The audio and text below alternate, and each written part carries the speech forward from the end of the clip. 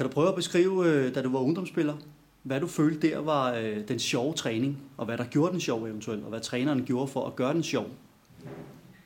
Jamen, det var også meget med at gøre det konkurrencepræget, at man hele tiden pressede sig selv, og man måske var mere stresset, end hvad man ville være i en normal pasningsøvelse eller et intervalspil.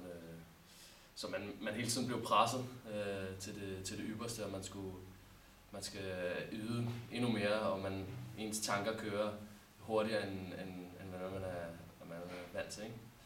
Så ja, så der er den der konkurrence, at man vil fandme gøre alt for at vinde. Og det er i hvert fald noget, der har ligget i mig i mange år, og vil vinde hele tiden.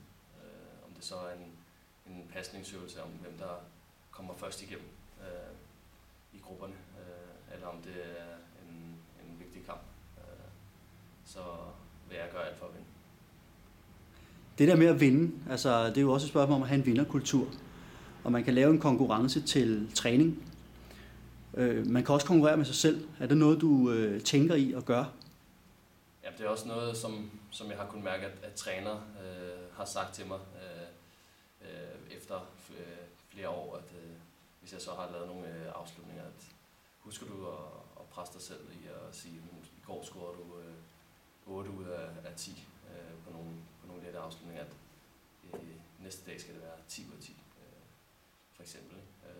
At jeg så skal holde mere regnskab, hvis man kan sige det sådan, i mine afsnit. Det er noget, jeg ikke altid har tænkt på, men det er noget, jeg har gjort mere og lagt mere vægt på det senere år. Og det kan jeg mærke, at det er også noget, som har pushet mig i den rigtige retning. Også at man bliver faktisk lidt mere nervøs, når man tæller sine afslutninger. Og det er også noget, man kan lære rigtig meget af, synes jeg. Og det bliver også sjovere at træne på den måde, at man holder styr på, hvor mange man scorer. Også hvis man træner med hinanden, at hvis man har 20 afslutninger, at hvor mange man kan score af dem, og hvem der scorer flest af os to. Og det kan jo skifte fra dag til dag.